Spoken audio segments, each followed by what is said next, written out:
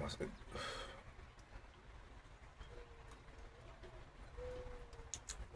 my cigar shop ran out of the cigars that I like to smoke, so I had to get something different. Punch, clásico, whatever. Punch is like a cigar you go to when there's nothing else around. No offense if punch is your thing. It's not my thing. So,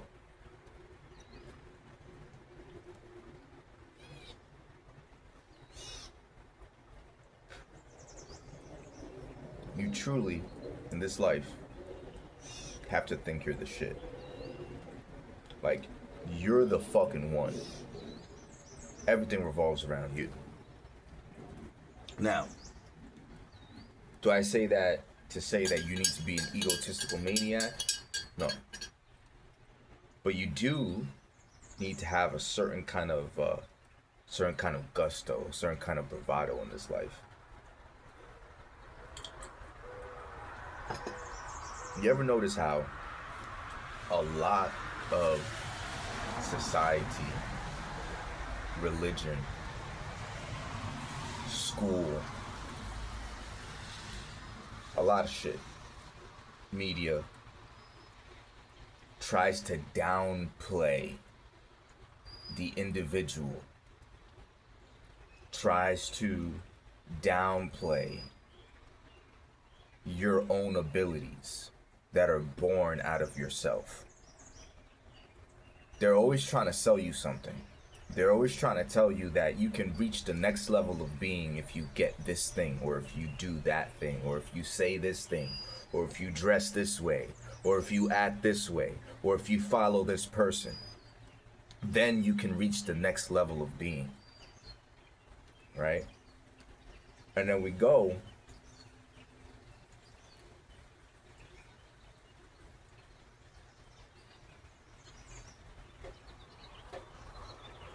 in life seeking these things out because we believe that it's going to make us quote unquote better, only to end up on the other side and realize that it has gotten us further away from ourselves than we were before. It has distracted us from God. It has brought us further down the path of abandonment and chaos and disillusion and darkness. All because you believed that in order to gain some sort of power in this world, you needed to subjugate your own desires. You needed to subjugate your will to acquire a certain goal that somebody else put in front of you. And they sold it to you and you fell for it. It's okay, it happens. It's all part of the learning game that we're here for. What I need you to understand, however, is that you are the one. You are it. How you are right now is it. You have everything you need inside of you at this moment. If you want to go, if you're feeling tired and you want to go take a nap, go take a nap. I swear to God. This is one of those things that, listen, I come from a medical background where sleep was for the weak, right? Ever since I left that life behind, I left that career behind, I sleep so fucking good. And I sleep a lot. I'm making up for I'm catching up for a lot of lost time. And listen, I'm gonna tell you some shit, like the way your synapses fire after you get a good rest, and it doesn't matter what time of day it may be, it doesn't matter what the fuck is going on. Everything could wait. Because you're a better person after you get some legitimate sleep.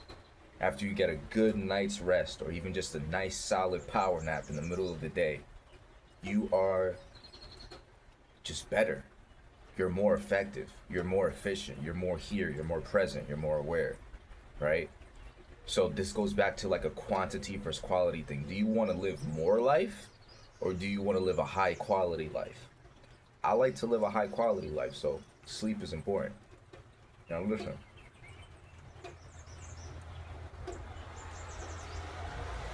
You don't need any of this shit that anybody's telling you.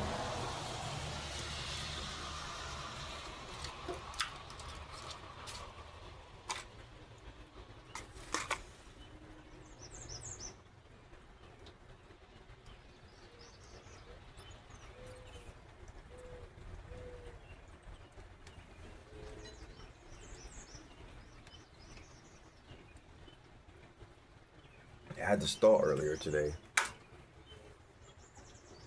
You know how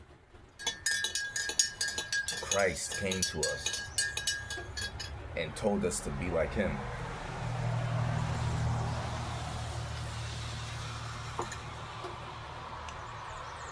But most people can't imagine themselves being Christ. Most people, and particularly a lot of Christians, I would say,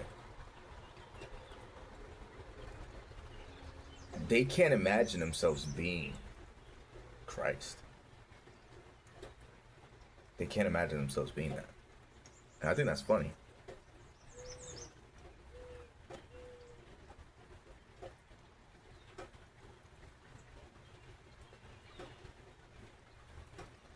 Because what if, and this is just a crazy thought that I'm putting out there, because what if the return of Christ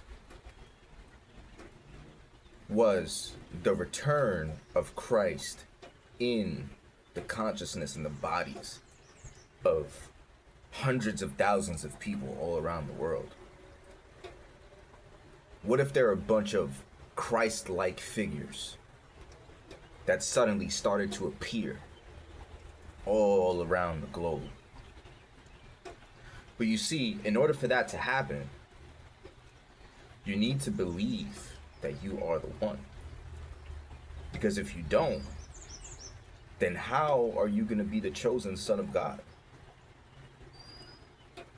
You see, and this is not a mutually exclusive thing to say that I am the one, therefore no one else is the one. It's like it's a both things are true. I can be the one, and so can you. You are the one of your life, and I am the one of my life, and he is the one of his life, and she is the one of her life. And we are each the one of the world. You see what I'm saying?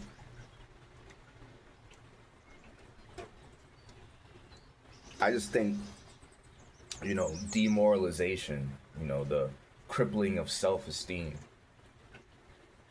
the people wanting to put down people that have a certain kind of messianic vision is all a fucking psyop, because they really don't want Christ to return. But you can't stop. You can't stop what's meant to happen. You can't stop it.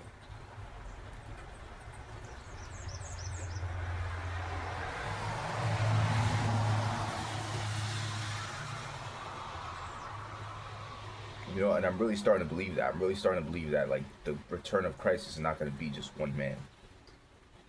And when we extrapolate the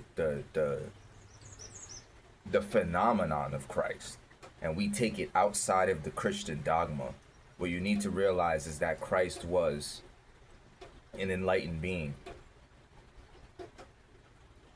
one of the immortal ones amongst a plethora of other enlightened beings and immortal ones that arose before and after him. It just so happens that he was particularly special because you can see what came of his teachings in his life, right? I think there's different levels, there's different strata of enlightened beings that get to grace this earth, and Christ was definitely at the top. Christ was definitely at the top, but there were many. There have been many. There will continue to be many. And it's the funny thing, man. It's like with the whole rise of the internet, it's like, do you think that these enlightened beings would be given any kind of showtime or airtime? I think they might sneak in here and there, but they're definitely not going to become the next Mr. Beast or anything like that. That's for damn sure. Because the algorithm doesn't play for that kind of shit, right? And that's why there's an algorithm to begin with, to make sure that it can screen out and filter anyone who's capable of inciting mass rebellion in this world. Because really, at the end of the day, we need to realize that Jesus was a rebel. He was a revolutionary, and that's why he had to be killed, right?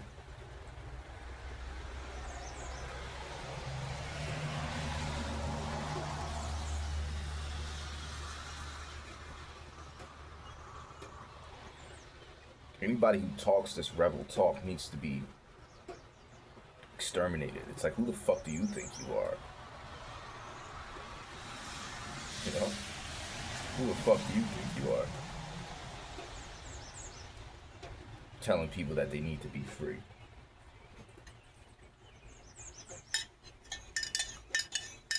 I need you to realize that freedom really starts in the spirit.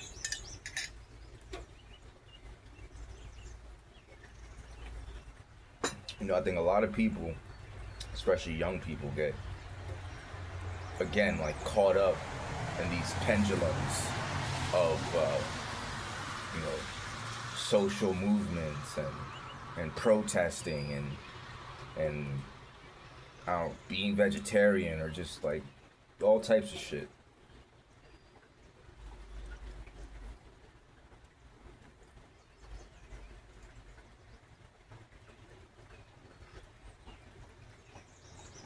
In an attempt to be free, in an attempt to make a statement, and that's all cool and shit like that. But you need to realize that at the end of the day, freedom comes from the spirit. Your spirit needs to be free in order for your mind and your body to then follow. It will just naturally follow, because once your spirit is free, things start happening in your life that allow for you to just breathe for a moment. But in order for your spirit to be free, you need to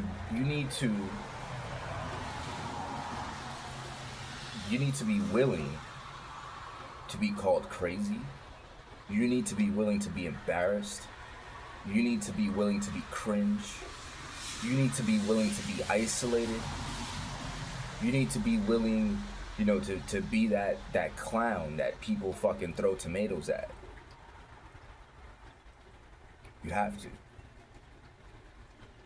And you have to endure all of that with a smile. You can't then turn around and hate the people that are isolating you or are calling you crazy or whatever. You can't do that, right? Forgive them, Father, for they know not what they do. You have to accept that burden with a smile. And I'm not trying to tell you what you have to or don't have to do. I'm just making a suggestion based on my own experience of living my life as the one in my life. You understand? Man, I have never before in my life have felt so light and so, I don't want to say happy. But content. You know, once you really just start letting go of other people's expectations of you, start letting go of trying to keep up a certain image or a certain presentation to people. Listen, your life is not gonna go to shit. You might make less money in the beginning.